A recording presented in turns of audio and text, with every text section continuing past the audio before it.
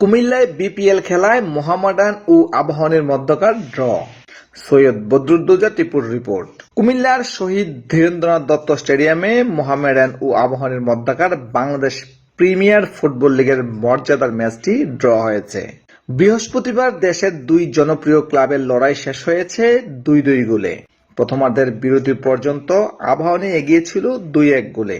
দ্বিতীয়ার্ধে গোল শোধ করে একটি পয়েন্ট অর্জন করে নিয়েছে মোহামেডান। ম্যাচের 13 মিনিটে ব্রাজিলের তেরেসের গোলে এগিয়ে যায় আবাহনী। 3 মিনিট পরই মোহামেডানকে ম্যাচে ফেরান মালির সোলেমান দিয়াবাতে।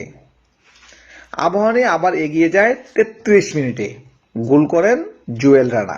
2-2 বার এগিয়ে গিয়েও কুমিল্লা থেকে পূর্ণ পয়েন্ট নিয়ে মাঠ ছাড়তে পারেনি বাংলাদেশ প্রিমিয়ার লিগের 6 বারের চ্যাম্পিয়ন আবাহনী। দুবারই মোহামেডানকে ম্যাচে ফেরান তাদের মালির ফরওয়ার্ড সোলেমান দিয়াবাতে। তার দুটি গোলই ছিল দর্শনীয়, একটি ক্লিকে অন্যটি ব্যাক ভলিতে। মোহামেডান আগে পয়েন্ট হারালেও লিগে আবাহনী ছিল অপ্রতিরোধ্য। মোহামেডানই প্রথম পয়েন্ট হারাতে বাধ্য করল আবাহনীকে। 4 ম্যাচ শেষে আবাহনীর পয়েন্ট 10, মোহামেডানের 5।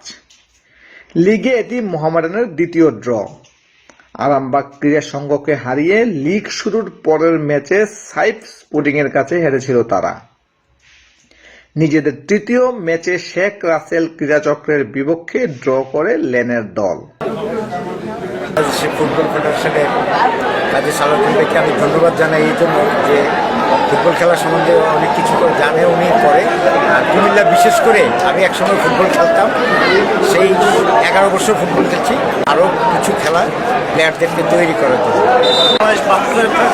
আমাদের অনুরোধ থাকবে যেন ফুটবলের প্রতি আরও বেশি মনোযোগ দেয় এবং খেলার মান যেন আরও উন্নয়ন করে। নগর বাংলা 24।